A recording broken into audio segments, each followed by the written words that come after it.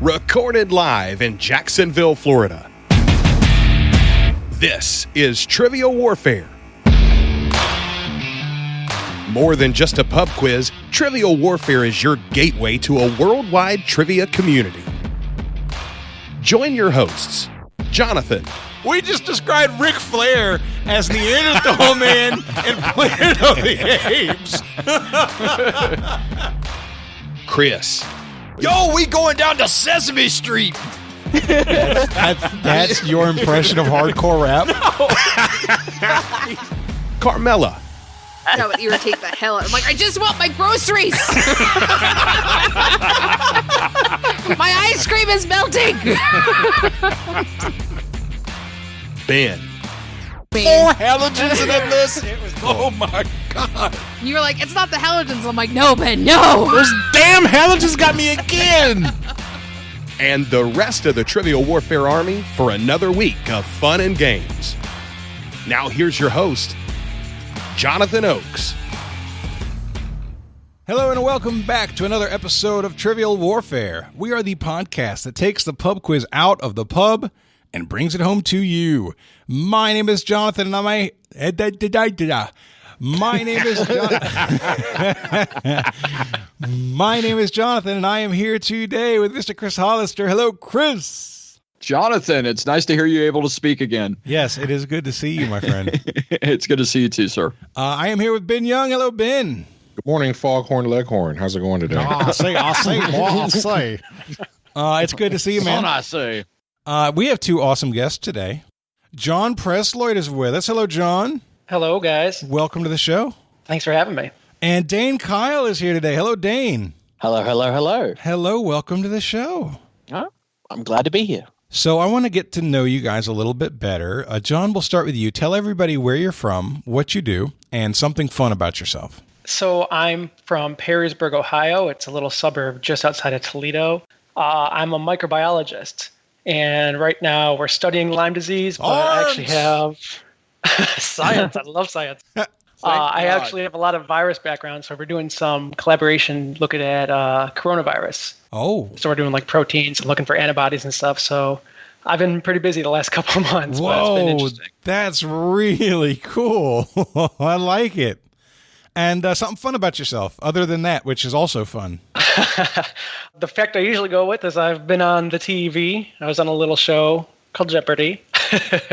So that was fun. And something more fun is I have a very needy dog who only wants my attention when I'm talking on a call. So we might be hearing from her if she gets upset during this show. We welcome answers from all species. I can see now that Chris and John will lock in with Wolf multiple times today. By the way, Nick Suberling, old-time, long-time fan, is up there in Perrysburg, Ohio as well. So as soon as you said Perrysburg, I'm like, that's where Nick lives. Small world. Small world. And Dane, tell everybody where you're from, what you do, and something fun about yourself. Yes, so I am from Brisbane, Australia, but I currently live in Shanghai, China. I've been here for about 5 years. I work in education. But unrelated to that, and the fun bit is I run a quiz here in Shanghai every week. Yeah, it's a bit of a fun time. Do you... is it a quiz? Dan, what language do you do? I was about to say, is it a quiz for expats or is it a quiz for locals? How does it work? Yeah, so we have quite a large expat community here in Shanghai. So there's a lot of foreigners who go to, there's a bar that we do it at. It's called Cages. And it's called Cages because it has massive batting cages and you can have a swing and that kind of thing. But it's also like a sports, it's like a sports bar. They've got TVs and everything like that. And I do the quiz there once a week. And I do it in English. I host in English, but I translate everything into Chinese on the slides and everything. So, if Chinese teams want to join, then they can. And I probably should know more living here as long as I have, but I can scrape by. And my translations are bad, but it works somehow. You cut off in the middle of that, but I think you said I should know more Chinese, but it's good enough. Yeah. That's okay. Sort of, that's yes. the impression I got from context clues. Are you using like Google Translate to get everything on there on the slides? No, we'll see. I start with that, but then I change it depending on that looks a bit funky, and then Okay, I can only imagine that sounds amazing. Well, welcome to the show, both of you. We are excited to have you, and we are going to get ourselves warmed up with a game of Warm It Up Chris, hosted by Mr. Ben Young. It's time to warm it up on Trivial Warfare today. And there's only one person who can warm it up for the TWA, and that's Chris. And sometimes Jonathan. Thank you so much, everybody. So your Warm It Up Chris is a sports Warm It Up Chris. Sports. So I have a list of team names, and I want you to tell me whether this is a current or former MLS team or a current or former WNBA team. Oh, okay. I like it. So we're actually going to start with John. Uh-oh. John, you get the Rapids. The Rapids, I think, is a soccer team. That is correct. This is an MLS team. Good job. Nice job. Where are they from? Colorado? It's Denver. Yep. Okay. Denver Rapids. Close enough. All right. Chris, Yes, sir. you get Sky. That was a WNBA team. Yep. Chicago Sky's WNBA. Good job. It's fantastic. Give me a second here. Ben only had 2 teams on his list, and now he's already scrambling for more. All right. Dane, you get Fever. Fever. Fever. I got all- exactly what I was thinking. I got a fever and there's only one prescription. It's Basketball. I gotta have more cowboy. maybe it's basketball. I'll pick basketball. You're correct. The Indiana Fever. Absolutely right. Can I just point out that Chris said he's got to How have much more cowboy does he need? Yeah, cowboy. Yeah. How much cowboy do you need? Cowboys helping out that fever. Oh my god. It's so many be jokes. that kind of show. It's gonna be So that kind many. of show. Got it. Cheers. Jonathan, you get Sporting. That's going to be like one of those sporting FC things. I'm going to say soccer. Yep. It's MLS. the KC Sporting. Good job. Their name is the Sporting. Name is the Sporting. What if they have They like just- a bunch of they just jerks on the gave- team? The yeah. most unsportsmanlike They just- team, and the team's name is Sporting. That would be ironic. They just wouldn't it? gave up when they named it. Yeah, it's just like Yeah. we're out. The cheaters. Exactly. We're the cheaters. Exactly. We're the No, fastest team. they'd be from Boston. Oh, and Houston. Shots fired already. That's right. We hate Oh, the my God. Astros too now. Oh, that's yeah, right. I sure. forgot. My bad. Let's go ahead and Only pile for on 40 in. games. All right, John, you get Aces. Aces sounds basketball-y. Let's go WNBA. It is the Las Vegas Aces. WNBA, good job. Nice. Chris, you get Union. Union. That is soccer. Philadelphia Union is soccer. Good job. Boom. You guys are killing this. I'm feeling warm. Must be all those Cowboys. You're on my team, John. You're on my team. You're not. You're supposed to be helping me, not hurting me. Cowboys? All right, Dane, you get Wings. Oh dear, Wings. Yeah, I have a feeling the streak might be about to run out. Let's go basketball again. Dallas Wings is the WNBA. Good job. Got it. Nice. Jonathan, you get Stars. I mean, it's hockey. I'm gonna say WNBA. San Antonio Stars is WNBA. All right. Good job. Wow. Wow, y'all are rolling. John, you get Dream. That's. I was gonna say that's definitely WNBA. I think it's Is that Atlanta Dream? Atlanta Dream, WNBA. wow. Great job. Great job. The ATL represent. That's right. Chris, you get Timbers. He's Of course going you would give me down. this one. I He's knew going it. timber. I didn't Ben. plan that, but it worked out perfect. All right, Ben. You know, I've known all of them up until this one. I'm going to say that it's an MLS team. Portland Timbers are MLS. Good Nice. job. Wow. All right. Are we on a perfect All run? Yes, Oh, we you are. just jinxed it. Don't say That's that. the point. I want to see if we can do this. You purposely did that before it was someone else's turn. Dane, you get Sun, S-U-N. Oh, let me see. I'm trying to use my very limited sports knowledge. Let's go soccer because I haven't said it. Connecticut Sun are WNBA. Yeah. I mean, the jinx is That is your incredibly fault, Jonathan. efficient. You know what I mean? It's amazing how perfectly that works. Jonathan, Yeah. you never talk about a no-hitter. You know this. You ruined it for the team. Jonathan, you get Revolution. That sounds like an MLS team. New England Revolution is MLS. Good job. All right, this is our last round. John, you get Whitecaps. That is MLS. Vancouver Whitecaps is MLS. Good job. Oh, is it like the snow on the top of a mountain? Is that what they were going for? Okay. Yep.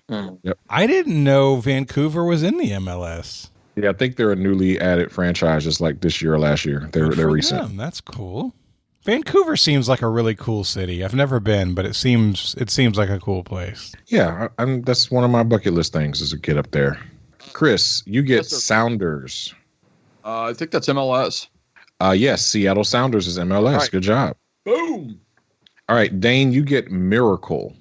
Miracle. I need one right now. All I need is a miracle. All I need is you. I don't know. Basketball's always kind of aspirational, right? Dream, that kind of thing. Yeah, we'll go basketball. The Orlando Miracle is WNBA. Good job. And Jonathan, to round us out, you get Fire. That sounds like a WNBA team. So the Chicago Fire is MLS. Oh, I missed one. But the Portland Fire is WNBA. So it's actually I wasn't going to miss that one. Is it too All soon right. to have a team called the Chicago Fire? well, they didn't start it. That was your Woman of Chris question of the episode? We are warmed up and bummed out. All right. Well, we're going to have a great game today. Today's game is going to be Mr. Chris Hollister and John Presloid versus Jonathan Oakes and Dane Kyle. Ben is hosting, and it's time to play the game. Players. Oh, yeah. Y'all know what time it is. This is Mr. Literature himself, cordially inviting you to the game. This is 6 rounds of trivia goodness. 3 questions per round. Every right answer gets you 10 points. In the middle, we'll take a pause for the cause and ask a midpoint question worth up to 20 juicy points. After round 6, you can wager any or all those points you've been building up and take a shot at the final round. It's a series of theme-based questions we call the Gauntlet. It's just that easy, baby. But this game ain't gonna play itself, players. Let's get it on.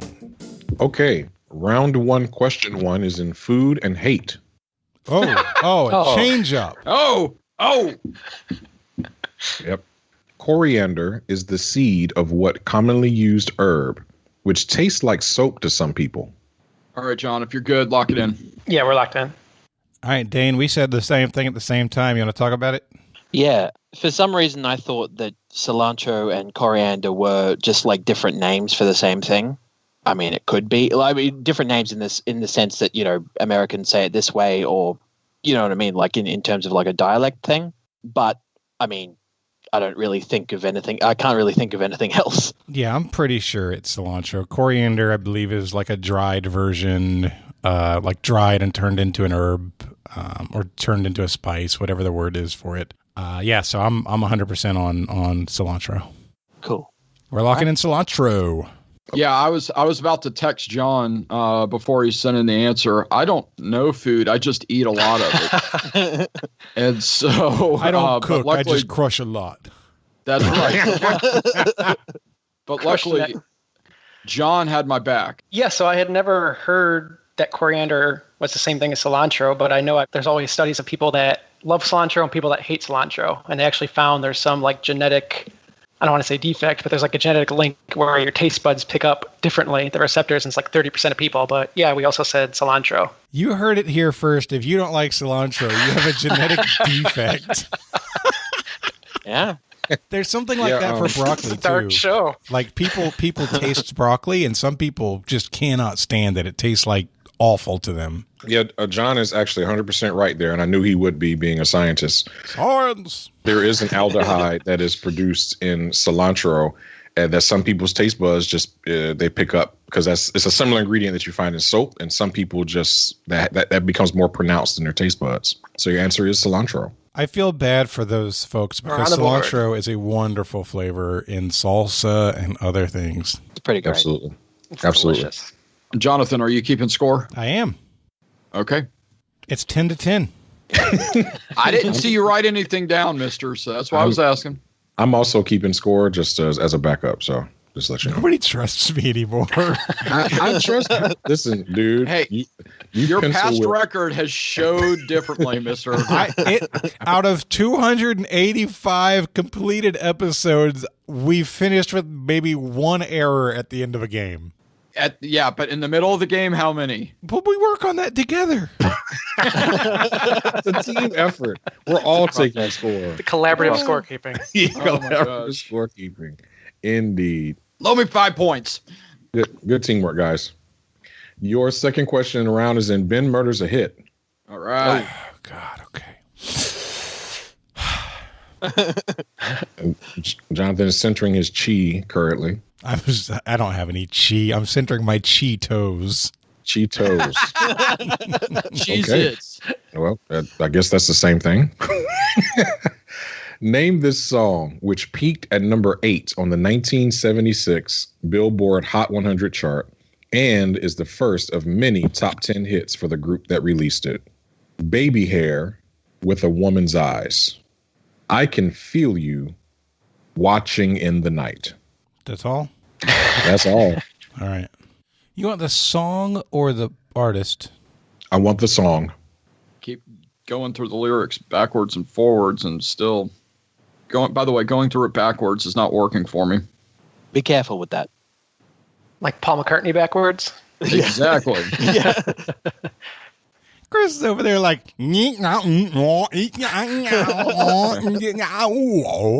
Would both teams like a hint? I would love a hint. No, not yet. I feel like I'm really close to it right now. I'm actually taking my headphones off and starting to list out songs. I'm so right there. I'm so close. I got the tune now. I just can't get I can't get to the end of the chorus. I need one more minute. Say you want the clue, Jonathan. No, I don't want the clue. Say it. I'm taking another minute. Say it. Jerk face. Especially that second line, I feel like is going to be really obvious. Yep. I got it. Dave, we can lock in. Dane, we can lock in. Cool.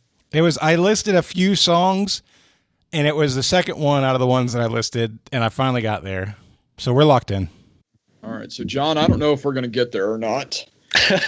Doesn't look promising. Because Jerkosaurus Rex there wouldn't let us have our clue. Yes, this is my fault. Rex. It's greedy like that. I am a dinosaur of greed. Just because I can get to it. Anyway. Yes. Yeah. You're making it sound like I'm the bad guy. Because you are. Because 3 out of the 4 people wanted the clue. Wanted to be your partner. Well, I'm sorry, but if you were better at music and trivia, you would get this too. Oh, whatever, man. Oh, I see Jerkosaurus Rex is on the prowl. I thought I was Greedosaurus Rex. Am I Jerkosaurus Rex now? I don't know. Oh, man. I think we have a show title already, though. Oh, Yeah, geez. I'd say It's so. the earliest we've ever had a show title. I'd say so. All right. So, John, back to reality here, which is we're still not 100% sure. We think it's the Bee Gees. It sounds like it could be. Obviously, Staying Alive is not it because, one, I think that was 77, 78 that Saturday Night Fever came out. And so, and as you said, it's a number 1 hit. So I don't think that's it. I threw out More Than a Woman. But the problem is this the first line of that he gave us, the baby hair with a woman's eyes, it's just so clunky to me. It's not allowing me to catch on to it at all. Yeah. So what are you Also, thinking? it's just a very weird line. It really is. It's like, hey, I love your baby hair. Like, ooh. Hard pass. John, I can tell you. Hey. No. I was going to say almost every black person you ever met would love to have baby hair again. Just want to throw that out there. It's so soft. So easy to comb. Mm-hmm. Yes, my hair is perfectly easy to comb. Chris does have baby hair. Mm-hmm. It's true. On my back. No. Oh my God. Hard pass.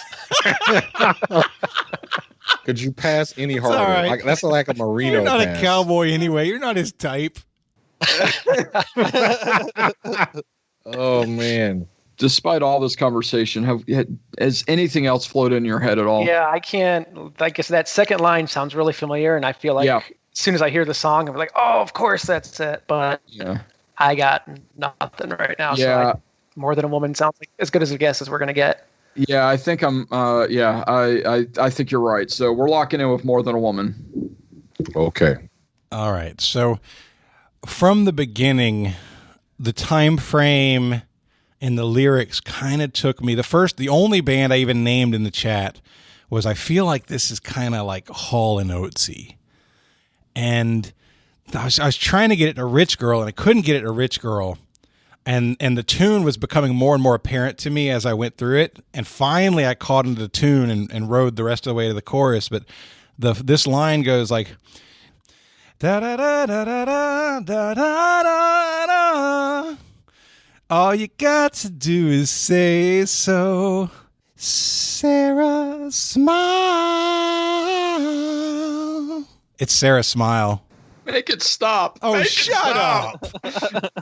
It wasn't great. It's hard to do without music. So despite you mixing up the verses and the melody not being perfect, you still got to the right answer. It is Sarah, smile. Damn Wow. right. Yes. Nice pull.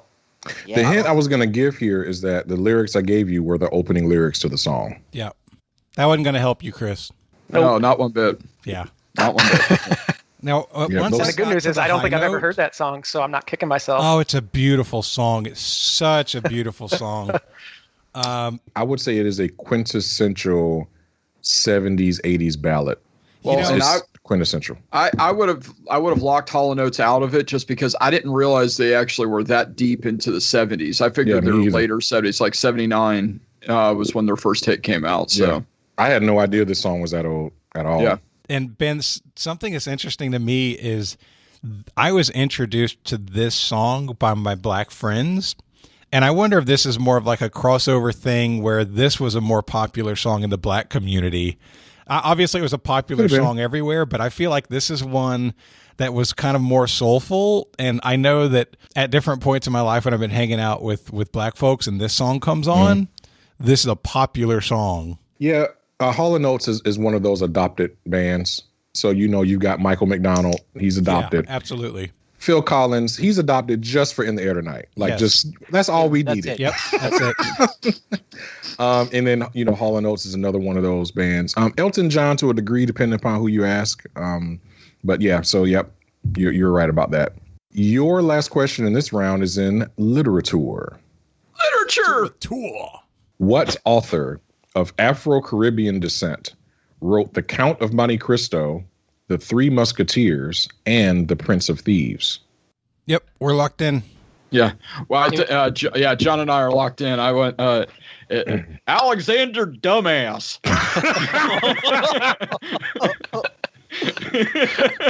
Wow. Okay. So Chris locked in with dumbass.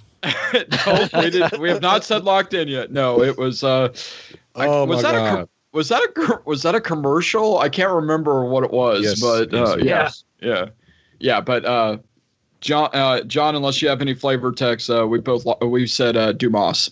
Yeah, I'm not beating dumbass for stores. I don't beat dumbass either. It doesn't do any good. Dane, we were both totally in agreement. Yeah, definitely. Yeah. We agreed it is Dumas. Yeah, my sister was here last weekend for my daughter's birthday, and we were talking about movies and how much we love The Count of Monte Cristo. She was like, yeah, a black guy wrote that book. I was like, really? Mm-hmm. She was like, yeah, Alexander Dumas. And I'm like, wow, I didn't know that. And she showed me a picture of him. Yep. And like, it's really obvious. And then I researched, was like, oh, okay, that's pretty cool. Yeah, your answer is Alexander Dumas. Hey, and Ben, did you say he's from the Caribbean? He is of Afro-Caribbean descent. So his paternal grandmother was a slave in what is now known as Haiti. And she was owned by a French noble. And they had a son, which was Alexandre Dumas's father, who became a general in the Revolutionary Army. Huh. Right. Because I knew the father. I knew the father was also famous in his own right, and then the son wrote books. Yep. Oh, that's very cool. I did not know his backstory. That's awesome. At the end of the first round, the score is 30-20. Dane and Jonathan are in the lead. No, Dane and Jerkosaurus Rex. He's mad because you're losing. For now. He's mad about not getting included. Wouldn't have helped him in the first place. That's right. Yeah, it's okay. That's, you know what, Ben? That's a valid point. That's a very valid point. Yeah, but that has nothing to do with whether or not I'm a jerk. I mean, if you're going to be a jerk, you could just embrace it, right? If not giving you help when I can do it without help makes me a jerk, then I am that jerk. Fair enough. All right. Ben, what's next? Quote it. You know, that's a show title right there. I am that jerk. You should put it on that. Like you should put it on the banner behind you. Put it on the banner like behind those stars, like the more you know. That's like, I feel like we need. Jonathan just took a DNA test. He's 100% that jerk. Yeah, Jonathan, that needs to be. Jonathan, that needs to be the next Trivial Warfare shirt. Yeah, you're not wrong. We got to start working on those, by the way. Mm-hmm. Your second round is in, well, not your whole second round, but the first question in your second round is what Mercedes team driver competing for a fourth straight drivers' championship holds the record for the highest winning percentage as well as the most podium finishes in Formula One Grand Prix history? That was a lot. Give it to me again. Yeah. What Mercedes team driver competing for a fourth straight drivers' championship holds the record for the highest winning percentage as well as the most podium finishes in Formula One Grand Prix history? All right, John, I'm good with locking that in if you want to. Yeah, might as well. All right, we're locked in. Okay. All right, Dan, so you have a lot more thunder on this. I'm just playing devil's advocate to make sure that it's not some other answer, but go ahead and tell us what you know. Sure. I'm not that in on Formula One, but I do know a driver who's been in the news recently for, I mean, good things and bad things, but he's known for being a winner is Lewis Hamilton. And I believe he drives for Mercedes, I think, but I am not 100% sure. It's just kind of, it's not thunder. It's just like an association. Mm-hmm. And I can't really think of any other Formula One drivers right now that have been in the news or whatever at the moment. But that being said, I don't really follow that kind of news. But so is Formula One, I mean, is it just like IndyCar or is it different? I mean, are we talking about like Andretti's and Fittipaldi's and those guys, or? These are the rocket cars. These are the ones that go really fast and they're always in a line and they never get passed, and that's all I know about them. But they have famous car manufacturers do the teams, and okay. I believe so. All right, well, you know more about it than I do, so you want to lock in Hamilton?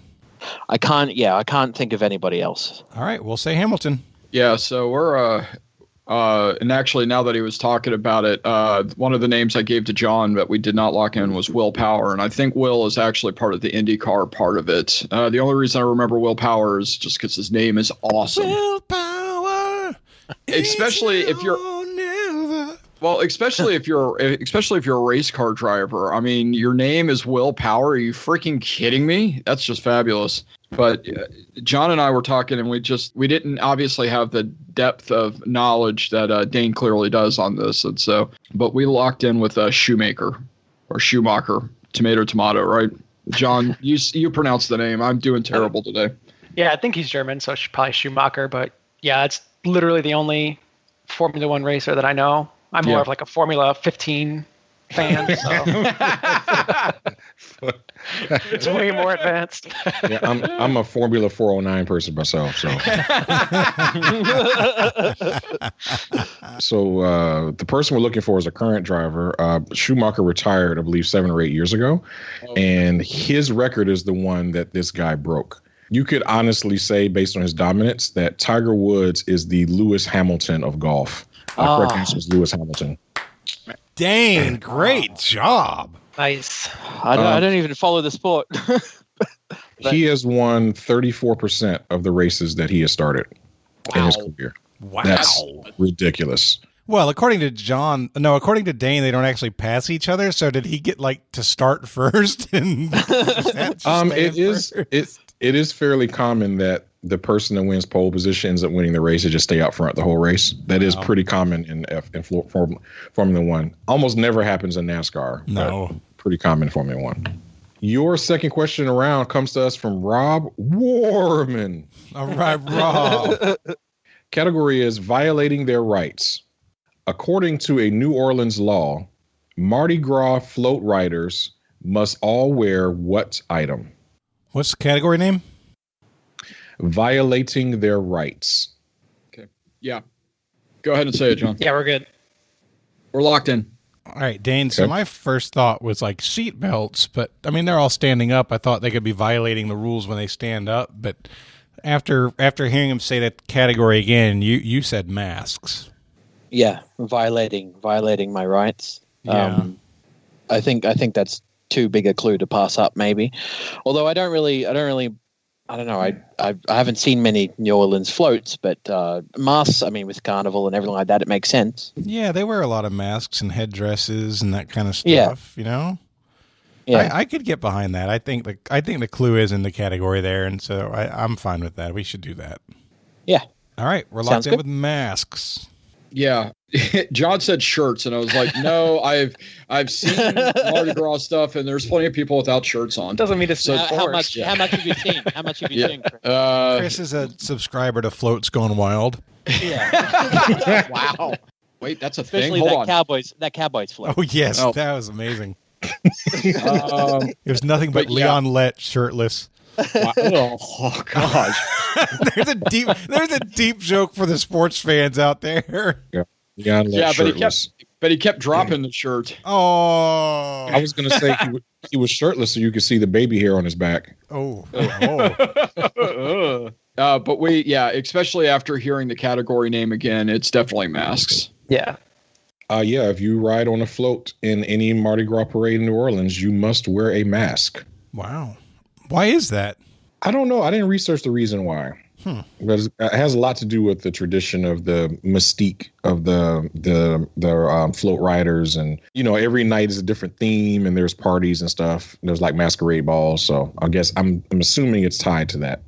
So what's the moral of the story? Be like Mardi Gras. Wear your dang mask. 100%. Oh, so many jokes there. Oh. Next category is televisiones. Television. Mickey Mouse's main antagonist is Pete, who is an anthropomorphized version of what animal? Spell check ruined my joke. That sucks. All right. You want to lock in with that, Dane? Yeah, I think we're good. All right, we're locked in. Okay. I was literally typing out dog, and then John texts and says, well, what about is a cat? We both had the same thought process where my first instinct was dog, but then, well, if it's a mouse, it makes more sense to be cat. And now I'm just in full Berenstain Bears land, and I don't know which reality to believe. I'm so confused because I thought he's been a dog for forever. Now you're going to tell me that the sun doesn't rise anymore and that the moon is made out of cheese. But I think we have to lock in the cat, even though it just doesn't seem right. I don't know. I know. Okay, both of our first instinct was dog, right? Yes. We should go with dog. But I don't want to go with dog, though. Okay, that's the thing. But I don't want to go with cat either. It's cat dog. Chris is like cat dog, marmot. Cat dog. We're down by 20 right now. He's a right quokka. If we get this, nice. If we get this wrong, we're going to be down by 30 potentially because they sound more confident than we do. Oh, I think we got to. That's just how they sound. That's true. I think I've we made got a to go. living out of that, Chris. We're going to go with the fat guy. He sounds more confident. John, I think we got to go with Cat. I really think we do. It just makes more sense. Okay, I can go with Cat. Oh gosh, we're gonna hit the button for Cat. Cat. Final answer. Yeah, I think every time he takes a shower, he ends up at WAP. We said cat. Oh my gosh. Oh, terrible. The correct answer is cat. All right. Let's get that out the way. I got to get to the story. So, like I said, my sister and her husband were here last weekend, and Ben wrote a whole game about it. they wanted to play. We were talking about the song, and my brother-in-law wanted to play the video on our TV. And I'm like, please don't put that on my TV. So he played it on his phone, and we were listening to the song because I read the lyrics before, but I had not heard the song. And one of the lines is like, it's like stirring macaroni in a pot. And I was like, I guess a sound that it makes or whatever. And the next day, Tashina was making macaroni and cheese. And I was like, oh, my God, I don't know if I can eat this. Just ruined it for me. It was still delicious macaroni and cheese, though. That's amazing. Okay. Yep. Okay. At the end of the second round, Dane and Jonathan have 60. Chris and John have 40. Here is your third round, beginning with a question in geography. Geography. Dartmouth College is located in what northeastern state, also known as the Granite State? Yep. Lock it in. Yeah, we're locked in. Oh, Dane, this Do you want to hit me, Jonathan? Dane is an Australian living in Shanghai. Jonathan knows nothing about college. Dane, how much do you know about states? Well, I knew New England, I think the states there, and maybe, I don't know. I remember knowing this, but then it just went away in the wind, So I don't know where Dartmouth is, but I think the Old Man in the Mountain was a thing in New Hampshire. I think that's the state that came to my mind, and it would not surprise me at all if that was the Granite State in the place where that was. So I'm leaning to New Hampshire right now. I know Princeton is Pennsylvania, Harvard is Massachusetts, Yale is wherever the hell Yale is. I don't know where Yale is. Do you know where Yale is? Yale. I assumed it was like near Massachusetts too or something, or Connecticut. Connecticut might be good, yeah. I mean, New Hampshire needs a school. Why don't we do New Hampshire? Yeah. All right. Where's Brown? I have no idea. None. Yeah. New Hampshire sounds good. All right, we're locking in New Hampshire. Sure. It's very frustrating to experience a Jonathan in real time. Especially when he's listing off like wrong answers for some of the other colleges. and it's great. And it's great when you're in your team on his team too. But yeah, it's New Hampshire. Yep, Princeton is in New Jersey. Just to point that out. What did I say? You said Pennsylvania. Pennsylvania. What the hell? I don't know. That's the University of Pennsylvania. I agree that's an error. I was trying to say New Jersey, but my mouth said a different word. I've driven through Princeton, New Jersey. I know where it is. I do it all the time. It's also happening with my fingers, by the way. Like when I think I'm typing something, I look up and it's different words, and I'm actually freaking out about it. That might be neurological. You may need to get that checked out. I have concerns, y'all. I'm not even joking at all. If it's just where your fingers are misaligned on the keys, that's one thing. But if you're actually typing a different word than what you're thinking, yeah. That might be, you may want to see. It's almost always contractions, like so the there, and there, and the two, and two, the your and your. I know the right thing, and in my head I'm typing the right thing. But it's your finger's fault. But swear to God, I look up and every time they're wrong, and I'm like, what the heck? Right. Yeah. Well, that's not that bad. I can see that. Correct answer is New Hampshire, by the way. Is that where the Old Man in the Mountain was? I say was. I don't know what that is. Well, I don't know what you're talking about, but I know that Dartmouth is in New Hampshire. Does anybody know? I'm gonna look it up. No, I think that's the thing in New Hampshire. Old Man in the Mountain, New Hampshire. Boom. So yeah, it fell a few years back. I think it's not there anymore. I think I saw it as a kid. My brother and I went on a Boy Scout trip up the East Coast, and I'm pretty sure we saw that. The other one you said was Yale, and I think Yale's Connecticut. Yeah, it's Connecticut. Cool. I think brown is Rhode Island. I think. Oh, Yep. Rhode Island. Yep. Your second question in this round is in theater. Acting brilliant. The opera Porgy and Bess, adapted from a book by Dubose Hayward, was produced by what composer and pianist? Yep. That's it. John, you're right. You sure? Yeah. Yep. Okay, we're locked in then. Yep. All right, Dan, I've seen your 3 dots this whole time, but you never actually got anything out. So I don't know what you were trying to say.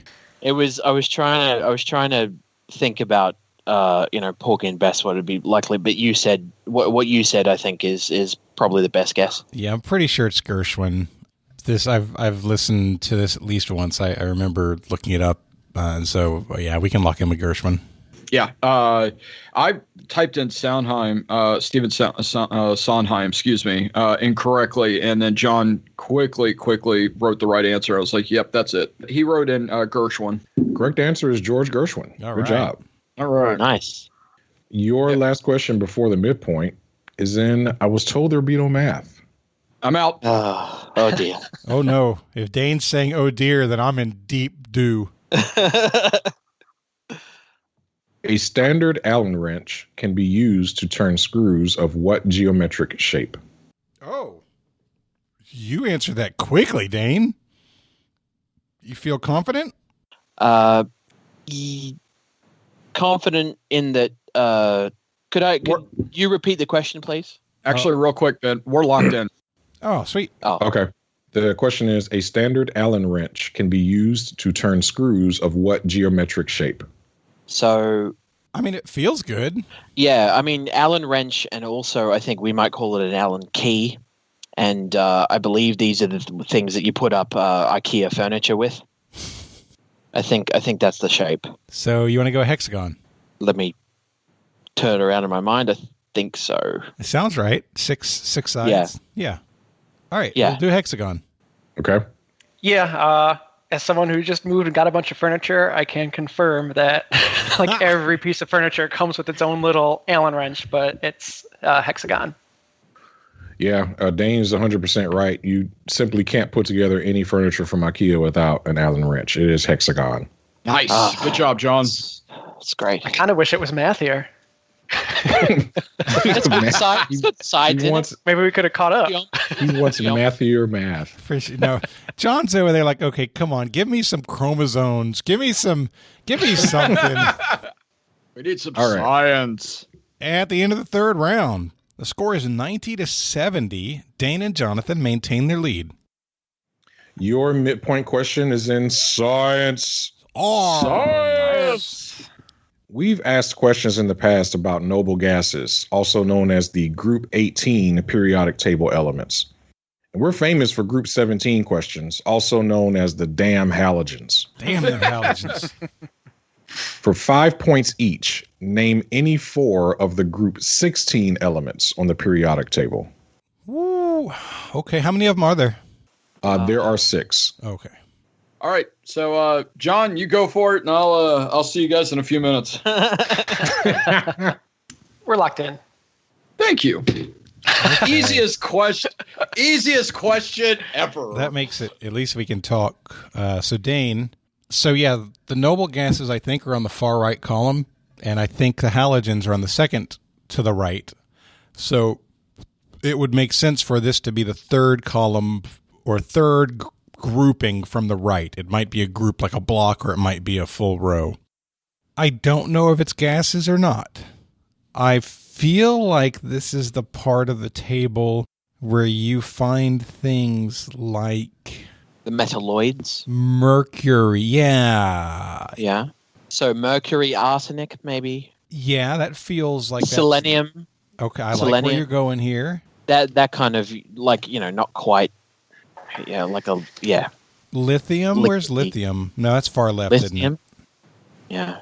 That's a light metal. Middle of the table. Gold and silver are to the left of this group, I feel like. Right? I don't feel so. Anything that gets too heavy, I think, is not going to be right. What about like manganese or magnesium or that kind of stuff? Do you think that's left or right? I mean, I could be totally wrong here, but I think that, you have, since the gases are on the right hand side of the table, and so you get to the middle, and so it's something in between, right? And then on the left hand side are things that are harder. Okay. That is just a simplistic, because I've only kind of like a basic knowledge of the periodic table or anything like that from high school science or whatever, and occasionally movies. But yeah, so things that are in between in that kind of state that are, like you said, mercury, also arsenic, that is kind of like, it's a metal, but I think it's a metalloid where it's like very soft. Yeah, bromine is a halogen, but it's the other one that's liquid at room temperature. Right. So yeah, that does. I was thinking relating to. So moving into liquids. So from gases to liquids to. Well, there's solids. only two liquids though, and one of them's a halogen Right. and one of them's not. Right. So from less solid to more solid. That's kind of what I'm getting. Yeah, I think we can go that angle. So let's just go ahead and say mercury and arsenic for 2. I don't know anything about selenium. The only thing I know about selenium is from that movie. I don't know if you've seen it. It's called Evolution. You remember that? I think it had with David Duchovny in it. David Orlando Duchovny. Jones. Yes, I loved that that's movie. right. That was stupid fun. And one of the ways they figured out how to kill the bad guys at the end, because they were like a different form of life form. They this guy was like, oh, well, we're a carbon-based life form, so arsenic is poisonous to us, and so they're a nitrogen-based life or something like that. And then selenium is like in the same place, so we'll kill them with Head and Shoulders, because Head and Shoulders has selenium in it. You know what? Sure, we'll say selenium. Okay, great. I'm down with that. So we're going mercury, arsenic, selenium, and we just got to pick one more. Magnesium's a really light metal. It's almost, as far as I know, so maybe that. Honestly, do you want to just go magnesium and call it a day? Yeah. So we got the 4. So we got mercury, arsenic, selenium, and magnesium. Sure. Okay. We're locked All right. in. Okay. So I had a lot to say about this one, and that was, John, take it away. We had a very lively discussion over chat. No, I love science. I was originally actually a chemical engineering major when I started college. And then once I got to physical chemistry, it was kind of boring. So that's when I switched to microbiology. Whoa. Kind of boring. Holy crap. How smart are you, John? Shots fired at the physical chemists out there. He's literally the first person I've ever. Everyone I know that ever took physical chemistry in college always say it was the hardest class ever. That's because they didn't take microbiology classes. No, Right. Right. To nerd out a little bit, Mendeleev from Russia kind of invented the periodic table when he noticed certain elements kind of had similar characteristics to each other. And then later they sort of figured out the electron structures of each element kind of lined up with the groups that he put them into. You were a little on the right track. So towards the right end, you have the noble gases, the halogens, and your gases tend to kind of clump towards the top right. So I think if you would have went with that, you might have had a little bit easier time. The metals tend to be in the middle. So like 4 to 10 is where like your heavy metals are. And then magnesium, I think, is group 1 or group 2, but those are on the left side. So I'm very confident in oxygen, sulfur, and selenium. Ooh. And I think as you get to the bottom, you kind of get to the really rare stuff, a lot of the man-made elements. So these are a little trickier, but I think tellurium is somewhere below there. So we'll go with oxygen, sulfur, selenium, and tellurium. If selenium is right and we got that because of the movie Evolution, I'm calling that a win. Oh, dear. Here are your correct answers: polonium, livermorium, oxygen, sulfur, tellurium, and selenium. Wow. Oh. He got all 4. Nice job, John. We got it. 1. You got 1. We caught up 15 out of the 20. Catching up. Yeah. At the end of the midpoint, the score is 95 to 90. Oh. Jonathan and Dane, 5-point lead. David Let's Duchovny is go! helping you win right now. You're not My wrong. God. Orlando Jones, baby. He made 7 up yours. He did. I shouted that out to him in New York City. We were driving in New York City. I saw him walking, and I couldn't think of anything to say. So I just said, make 7 up yours. And 50 other people all around like, up yours. Dude, it's Manhattan, dude. Nobody blinked an eye. Hey everybody, this is Jonathan. I am excited to let you know that today's show is sponsored by Podcast Movement. I love Podcast Movement. I've talked about Podcast Movement on the show before, and not just from an advertising perspective. The fact is I've loved Podcast Movement so much that I've talked about it for free multiple times. This year, Podcast Movement is going virtual. It's going to be fantastic. It's going to run from October 19th till the 29th. There's going to be 4 main event days that are spread over those 2 weeks, and there's going to be lots of optional workshops in between. Thousands of podcasters from all over the world are going to be tuning in for over 100 live interactive breakout sessions and workshops. It's not just the workshops either. There's going to be over 150 virtual exhibitors to demo their latest gear and equipment. So if you're in the podcasting business or you're doing a show, this is a great way to see what's coming up from a technology perspective that can help make your show better. It's not a case of, hey, I have a need that I'm trying to fill. It's a case of, I didn't know there was something out there that could do that. And now I have a way to make my show better. And so that's why it's important to check out all of the virtual exhibitions. Podcast Movement Virtual is taking place from October 19th through the 29th, and tickets start at just $99. Now, the prices are going to increase as the event gets closer, and our special discount code expires soon. Visit virtual.podcastmovement.com, and when you sign up, use the code TWA for the biggest discount that you're going to find anywhere. I can't recommend Podcast Movement enough. It has been a life-changing event for me. I have made lifelong friends there. I've built great relationships, and it's been one of the best things that I ever did for Trivial Warfare. I hope you give it a try. All right, let's get on with the second half of today's game. Let's get going to your 4th round. Your first question is in the National Basketball Association. It's fantastic. Damian Lillard of the Portland Trailblazers recently became only the second person in history to score 60 points 3 times in a single season. What Laker Hall of Famer became the first to do so? Okay, so John, for the first one? Yeah, I'm good locking in with that. Okay, we're locked in, Jonathan and Dane.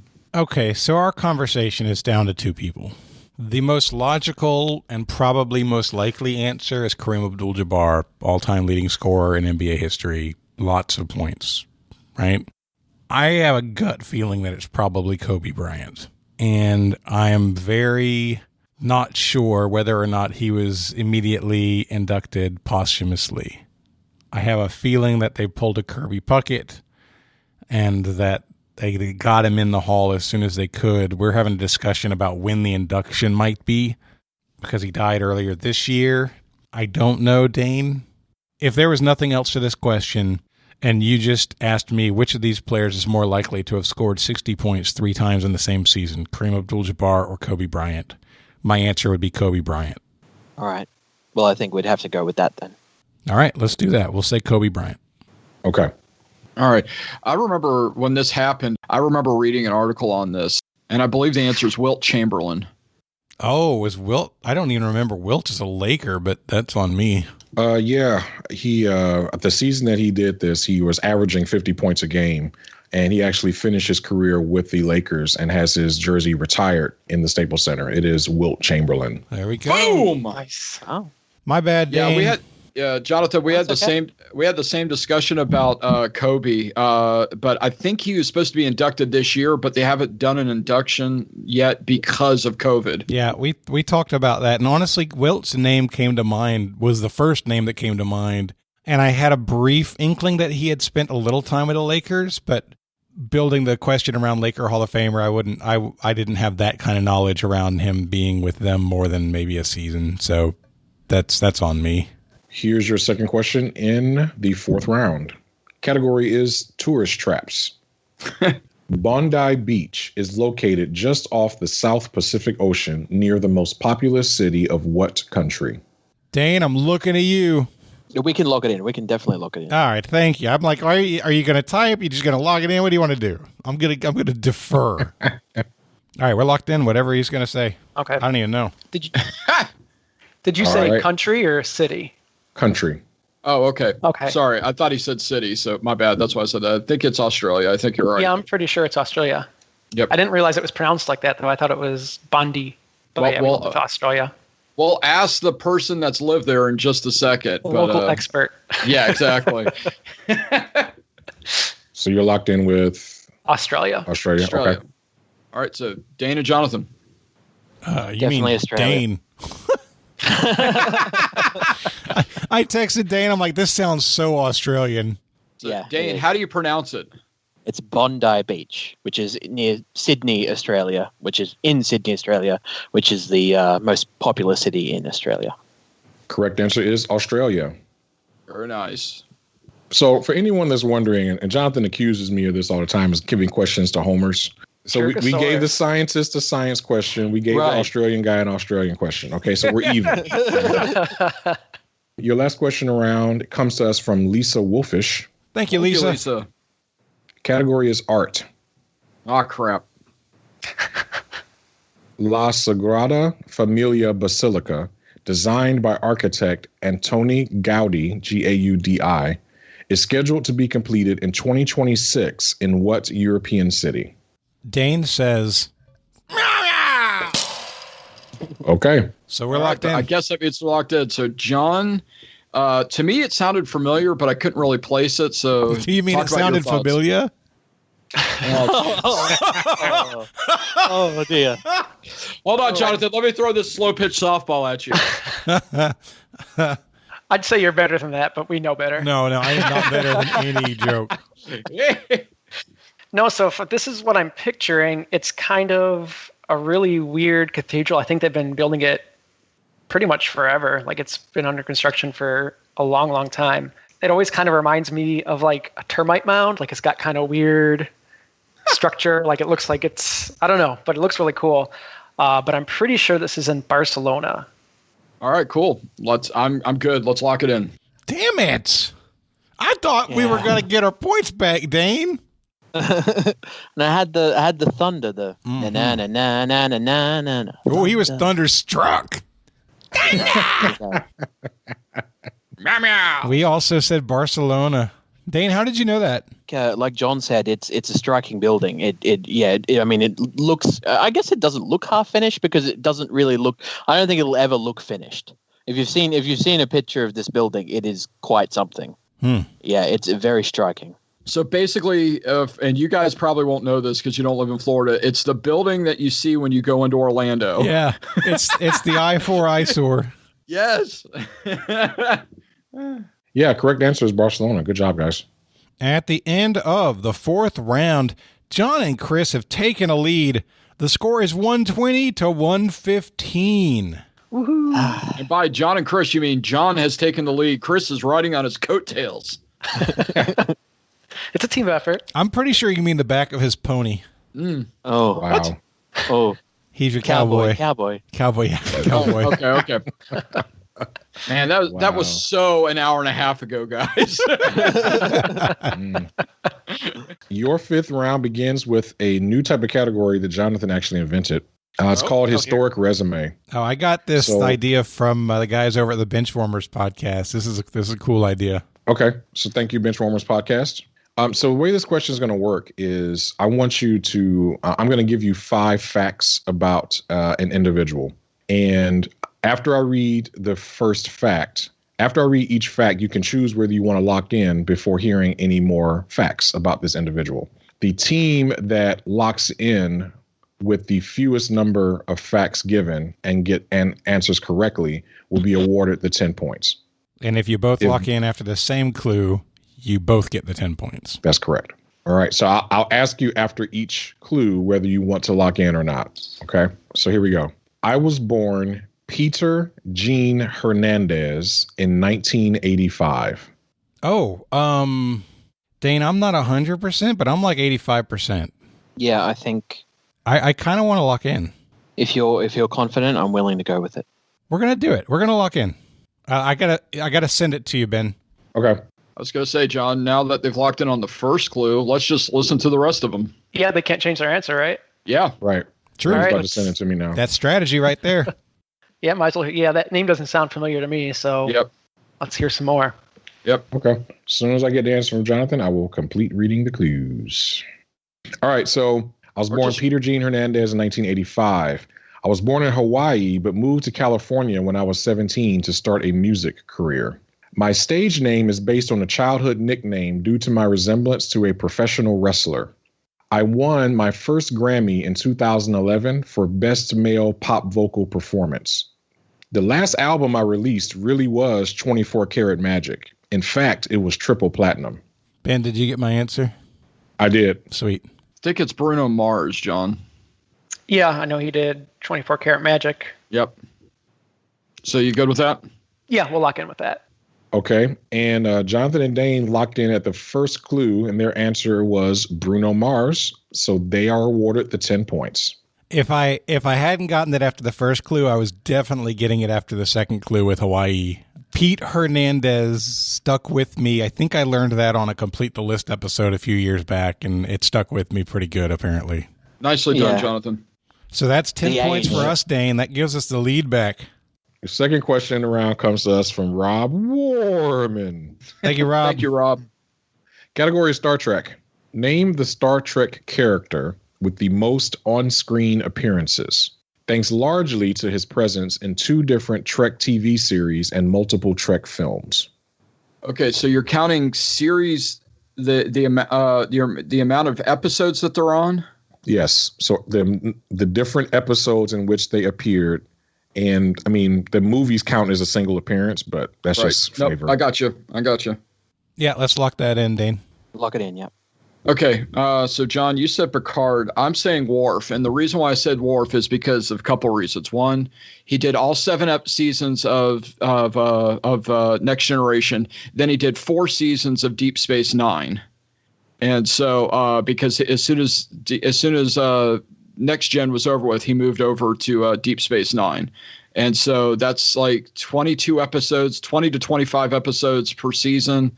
And then another 22 to 25 episodes for the 4 seasons in Deep Space Nine. And then he was in all of the movies from Generations on. So, I mean, I think that's easily 200 episodes of work. Yeah, and I think I was just thinking Picard because he has the series that's on now, but I'm pretty sure it's only 1 season. So if it was in multiple seasons, that sounds like a good guess. Yeah, and Picard was only in the Picard had 1 season. It was like 8 or 9 episodes only. So I mean, it wasn't that long of a span. And yeah, I've got about 3 Meow Meows worth of thunder on Worf. So yeah, that's definitely more than me. So I'm good locking in with Worf. Yeah. So Michael Dorn's character Worf. Okay. All right, Dane, this is all you. Yeah, we said Worf. Same reasons. DS9 and Next Generation. Also, all those films. Correct answer is Worf. Nice. Of course, you know, I can never hear the words Deep Space Nine without fire up the warp wheezing. So fire the warp wheezing. Yeah, that was one of my favorite moments on the show ever. Was that Jonathan or Dane that got that? That was Dane. That was all Dane? Nice. All Dane all night. Your last question in this round is in movies. What regal actress starred as a love interest to Will Smith's character in Enemy of the State, Jamie Foxx's character in Ray, and Cuba Gooding Jr.'s character in Jerry Maguire? I'm 1,000% sure on this one. Yeah, I agree. We can lock in. Yeah, she's one of my favorites, so we're locked in. Okay. Oh, yeah, I saw that you just typed the same thing. Nice. Dane, I didn't look yet, but since they locked in, I think it's probably Regina King. Regina King. Yeah, I mean, that may well with the clue Regal. Yeah. So that would make sense. Yeah, it's been a while since I've seen those films, but yeah, I don't remember them 100%, but that seems to fit really good. Yep, on both counts, Regina King. I know, so I thought that too. We'll lock in with King. And she was also awesome in the HBO series Watchmen. Watchmen. She was great in that. Yeah, and so we also locked in with Regina King. All right, correct answer is Regina King. At the end of the 5th round, the score is 145 to 140. Dane and Jonathan are in the lead. David Duchovny. I was gonna say I thought you mean Jonathan Dane and David Duchovny are in the lead. All right. I don't know. Bruno Mars got him in the lead too, so there's that. We have an army. The president of the fan club over here. Yeah. I do like Bruno Mars. You got a lot of good songs. I'm waiting for NASA to name their next rover Bruno. That just seems the Bruno Mars rover. That's fantastic. They're missing That's an opportunity, NASA. They're missing an opportunity. Somebody call Neil deGrasse Tyson. Tell him to do it. And he would say, "That's a good idea. Y'all should call NASA." Get the Space Force on the line. Yeah. Or he'll say, "Look, that is not correct in the sky. You're missing the alignment." Yeah, I just live to have somebody like Neil deGrasse Tyson correct me. That's total dream. Yep. Okay, 6th round. First question again comes us from Rob Warman. Thank you, Rob. Category is business. Business is good. That's right. Because Relentless was an early candidate for this company's name, the address www.relentless.com will redirect you to what popular destination? And please do not type that in your chat. It may give it away. Oh, good call. Yeah, because I did that accidentally. That's why I'm saying it. I don't have a better answer, John. So if you want to lock in with that, or if you want to think about it, I'm good with either one. We'll just lock in because I don't think we're going to find a way in besides that. So yeah, I agree with that. So Dane, we just related to the story. I think Amazon used to be called Cadabra, and the owner changed it because it was too much like cadaver. Yeah. And he wanted to be alphabetically higher. So I don't think it is. I don't think it is Amazon.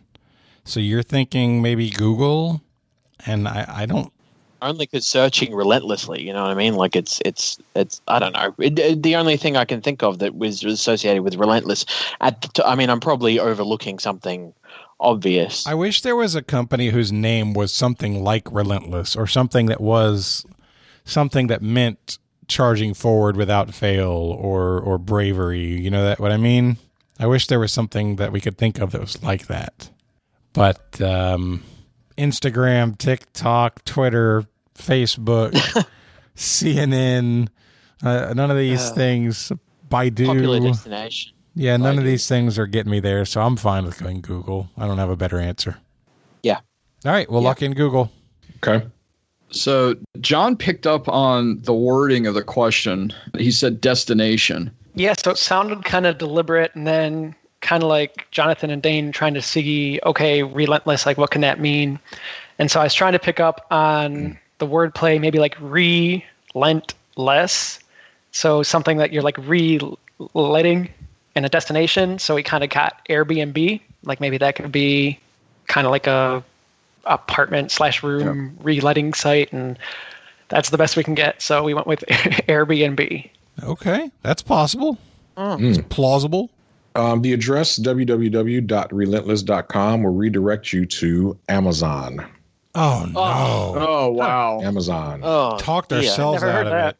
Jeez, no, I had no idea. Good Lord, how many names did Amazon have? Holy crap! A lot. But that's 3. Maybe they worked their way. They worked their way backwards through the alphabet. Your second question in the round comes to us from Brooke Mullican. Thank you, Brooke. Category is thank goodness it's funny.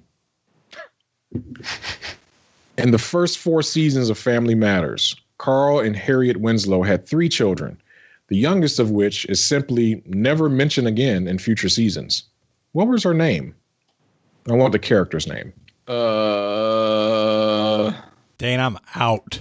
I got nothing. It's been way long time for me. Really, John? All right. If you want to lock that in, I'm Jonathan right now because I got nothing. I'm pretty sure on that. Okay, cool. John's locked in. That's awesome. I got a bag of nothing.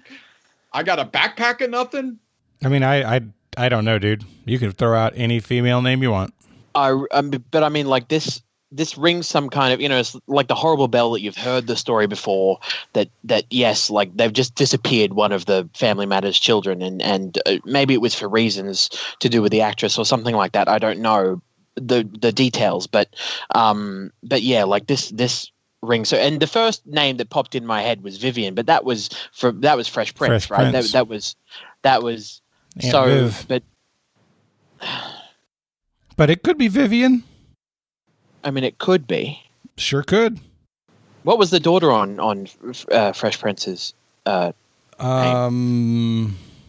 were two, and their names are escaping me. Tatiana was the actress's name.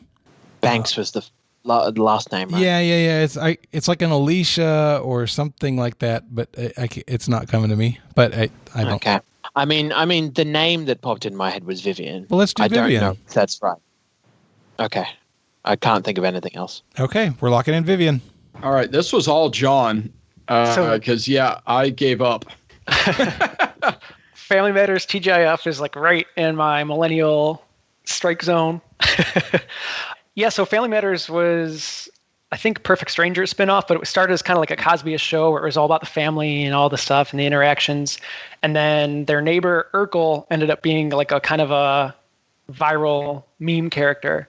So the show kind of morphed less into the family aspects and more into kind of, they had two older high school age children. So it was more about the interactions with Urkel. And so they just sort of wrote her off because she was like a little girl.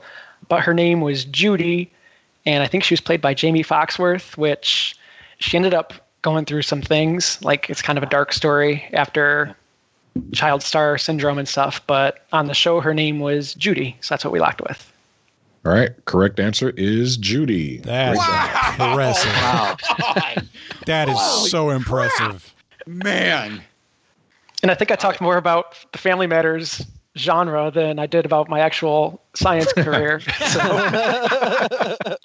I'm giving my pop culture tickets back. Good Lord. That's amazing. So the daughters from Fresh Prince were Ashley and Hillary. Hillary. And Ashley was the young one. Yep. Yeah, that was Tatiana Ali. And there were two Aunt Vivs. Sure That's were. right. Yes, the controversy of... If you don't know the drama behind that, Google it, because it's... So that's probably juicy. what gave me the idea, because there was some drama behind that, and then there was some drama behind... Yeah, maybe. I don't know. Yeah. Here's your penultimate question. Category is the showdown. Okay. So here's how the showdown works. I will ask a question that has multiple correct answers. Each team will be given 3 minutes to submit a list of answers. The team with the most answers gets 10 points. Any list with an incorrect answer will be disqualified. Now, Jonathan and Dane, since you are currently trailing, you get to choose between two categories for the question. Your choices are sports or literature. Dane, I know Chris is good at sports. I don't know John's strengths. Obviously, TGIF is one of them. Neither one of these is science or TGIF. Sports is definitely a weakness of mine. I mean, my only knowledge of sports comes through other means in terms of mentioned on, pop culture, TV shows, movies, that kind of thing. So it's not strong. Literature, I mean, I could know. It depends on what kind of literature. Right. But I think I feel more confident with that one if you do. But you're good at sports, aren't you? I am relatively good at sports, but I have plenty of weaknesses. Like if he asks, name all of the hockey teams in the whatever division, I'm going to say, I don't know, right? Yeah. I think it's more likely that he would ask an easier literature question. And I know that literature is something that Chris considers a weakness. So I think maybe we go literature. All right. All right, Ben, literature. Oh, God. I wish I picked sports. I've had this sports question for like 3 months. Just have to roll it over to the next show. Your literature showdown question. I have a list of every individual that has won the Nobel Prize for Literature since 1901. Name as many as you can. Your time starts now. So I'll go ahead and give you a 1 minute warning now. Okay. All right, Ben, I'm going to send our answers. Okay. All right. I text you. Okay. All right. Give me just a moment. We named at least 4 more people that were strong maybes, but we couldn't commit to.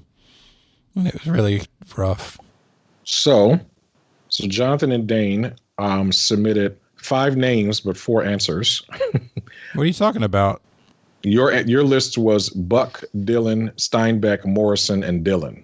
Wait, that's okay. Sorry, let me give you the correct. I missed. Obviously, it's okay. Said one wrong. I was like, is this like that Chappelle sketch? Die line, and die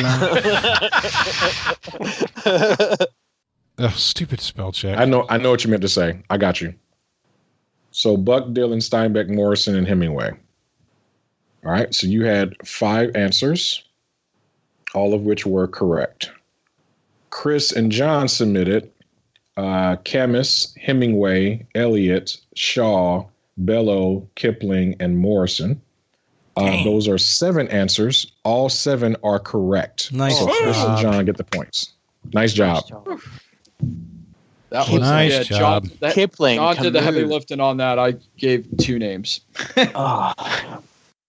That's definitely scary because you want to be super, super confident. Yep. Like we had the same thing. We had a couple of names that we were kicking back, but it's like, I'm not sure. I don't want to get one wrong. All right. At the end of regulation, scores 160 to 145. Chris and John are in the lead. Your gauntlet category is that's just bananas. Banana? Banana. Banana. Okay. Our wager is locked in. All right, John, let's go with your first thought, man. Oh, we're locked in. Okay. Here's your questions in the gauntlet. That's just bananas. In 1990, a Newsweek article popularized what term, referenced in lifeguard culture as man's bikini-style bathing suit? So, John, if you're good with that, let's go ahead and say it. Yeah, we'll lock in. Yeah, we're going to lock in. Yeah, thanks, Ben, for that mental image. No problem. No problem at all. Second question. What Bananarama song became a top 10 Billboard hit after its inclusion on the Karate Kid soundtrack? We're locked in. Yeah, it is. It's got to be that, right? Oh, yeah, 100%. We're locked in. Yep. All right, here's your final question. The term Banana Republic was coined in 1901 by what American writer? All right, Dane, do you want to lock that in? Yep. All right, we're locked in. Okay. So, John, we could go ahead and talk this out then. So I actually took a class in college about not technically banana republics, but about like the political history in Central America. Oh, wow. I was going to say banana hammocks, but that was much more serious. That's a different kind of class. It was taught by the Todd. A lot less reading in that one. But yeah, the fruit companies did a lot of horrific things down there, especially late 1800s, early 1900s. Because I initially said Hemingway, and you shot that down right away. Yeah, I know it's not Hemingway. I want to say O. Henry. This is a question that comes up a lot in trivia, but it's usually the other way around, where I'll say this author coined the term, what term to describe the government, blah, blah, blah, blah, blah. But I want to, so many points.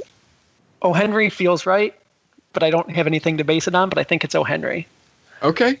All right. You look constipated, though, my friend. So, I mean, it's it's okay. I mean, there's no skin off my back. You're not losing any money. It's not Jeopardy. Well, Jonathan's charging me. What? Yeah. Dang. Dang. Okay, well, do you want to lock in with O. Henry then? He's not wrong. Well, John, if you have some sort of thunder or background on it, I'm good. Like I said, I've always associated that term with Hemingway for whatever reason. And if you're telling me no and locking that out, then I'm good with if you're feeling comfortable with it. So, I mean, because it sounds like you have a lot more knowledge base back on it because of the class you took. So I'm good with O. Henry. Why don't you combine your answers? O. Henry. Hemingway. Hemingway. I was trying to figure out where you're going with that, and I couldn't think of it. Dang it! Set to the tune of O. Canada. That's genius. Oh, Hemingway. Okay. So let's go ahead. I'm gonna say O. Henry. We'll lock in with O. Henry. Yes. There you go. All right, Ben. All right, Ben. It's all you. Right. Let's read them back. 1990, a Newsweek article popularized what term, referenced in lifeguard culture as man's bikini-style bathing suit? We said banana hammock. Yeah, sadly, I knew this one off the bat. I don't know anything about science, but I knew banana hammock. God help me. Okay. You say that like there's not a science to banana hammocks. You've got gravity. So where exactly is the fulcrum? Yeah, so many jokes. What Bananarama song became a top 10 Billboard hit after its inclusion on the Karate Kid soundtrack? I remember the scene very well. It's when Daniel took Elizabeth Shue's character out for the first time, and they went to the water park / putt-putt or miniature golf, excuse me, because we got some grief on putt-putt the last episode that we did, the miniature golf place, and this was Cruel Summer. We also said Cruel Summer. And the term Banana Republic was coined in 1901 by what American writer? We locked in with O. Henry.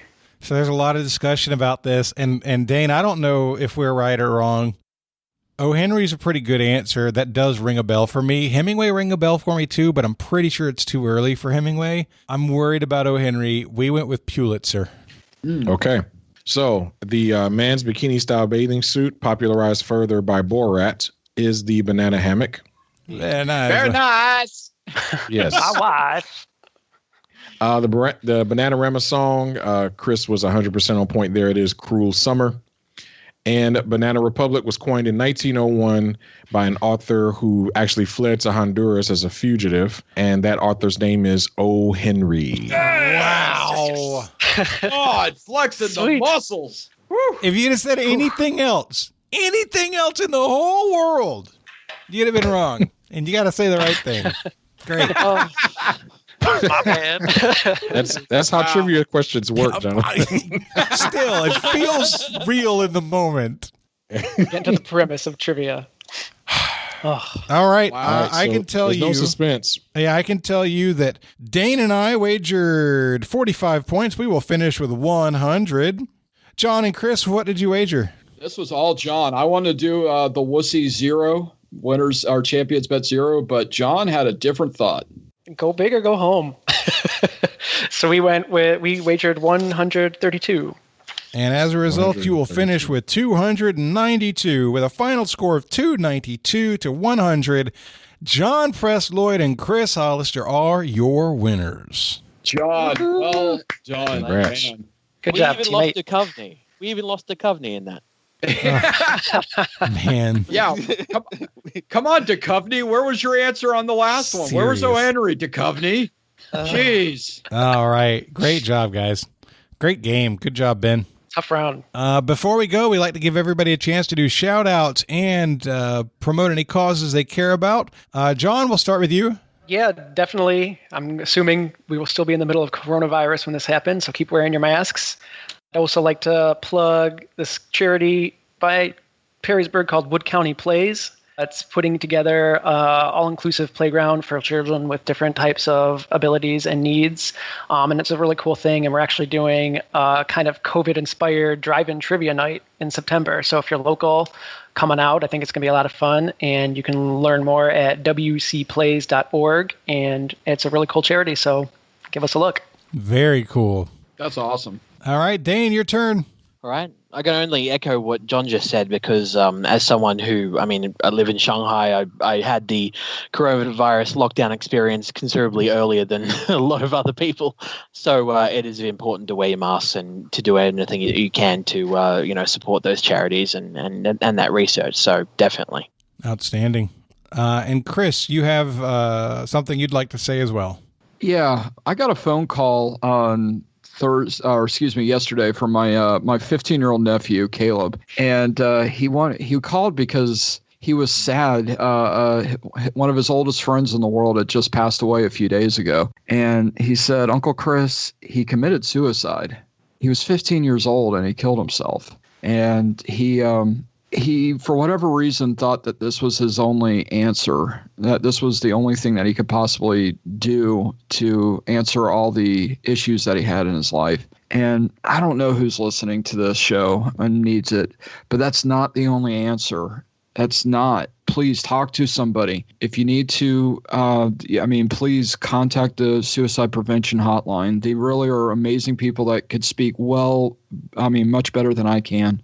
But it's just you do not have to be alone if you don't want to be alone. You don't have to take this out. You matter. There's a term that my church uses. It's called sawabona, and it says, "I see you, I recognize you, I hear you." And trust me, you are recognized, you're seen, and you're heard by someone in your life. And so 15 is too young to die. Heck, any age is too young to die, to be very honest with you. But just reach out to somebody, please. I'm stumbling around in my words, and I don't want to stumble any further. But just this really struck a chord to me. I know Jonathan has talked about this on a special episode that he did a number of years ago that he also re-released a little bit ago. Listen to that episode again. He makes a lot of really good points. He's much better well-spoken than I am. But the most important thing is you're not alone. You are cared for. You are loved, and you are heard, and you are seen. Anyway, Jonathan, thank you for a few moments of time. I really appreciate it. Absolutely. And we echo everything that Chris said. I think he said it great.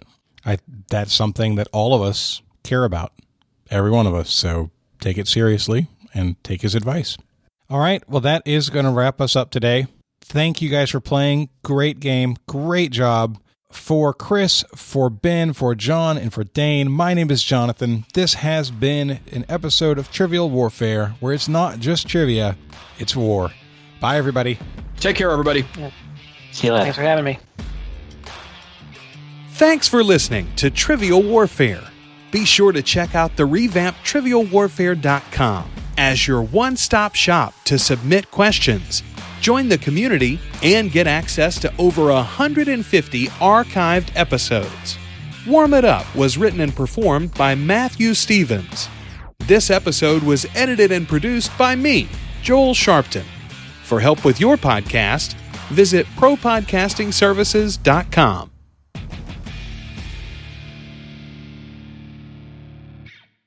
Yeah, it went away. It was just 3 beeps and it went. I think it may have been outside or something. Oh, the macaroni's done. Yeah.